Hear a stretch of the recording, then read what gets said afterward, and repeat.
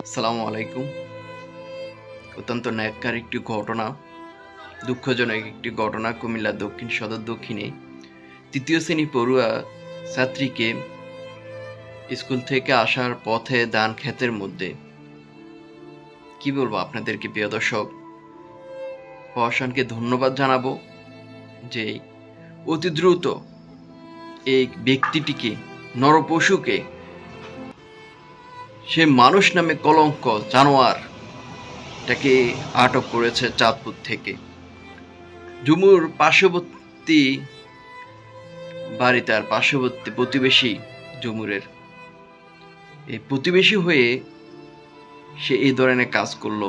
সে জানতো যে ঝুমু কখন স্কুলে যায়, কখন এই সময় আসবে।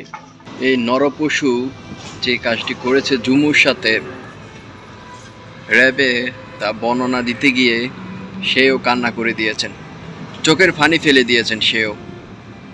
আহা, কি নির্মম পরিহাস! হ্যাঁ প্রিয় দর্শক, কুমিল্লা সদর দক্ষিণের ঘটনায় বলছি। ৩য় শ্রেণী পড়ুয়া ছাত্রী ঝুমু যখন স্কুল থেকে বাড়ি ফেরার পথে এই ব্যক্তিটি, তাইজুল ইসলাম, তার প্রতিবেশী, তাকে ধান ক্ষেতের মধ্যে ওই কাজটি করেছেন। কি স্বাদ মিলেছে! তার বাবার বয়সী, বৃদ্ধ বয়স, এই বয়সে এই কাজটা করতে পারলো না। আমি ভিডিওটা যখন বানাচ্ছি, আমি নিজেকে কন্ট্রোল করতে পারতেছি না।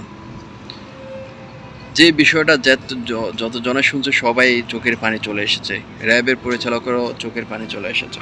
মর্মান্তিক একটি ঘটনা। কিভাবে আপনাদেরকে বোঝাবো, যখন এই কাজটি ঝুমুর সাথে হয়েছে তখন তার কি পরিস্থিতি, কি অবস্থা হয়েছে। উফ। ঝুমুরের বাবা সৌদি আরব, ঝুমুরের বাবা প্রবাসী, মা বাড়িতে থাকেন গৃহিণী।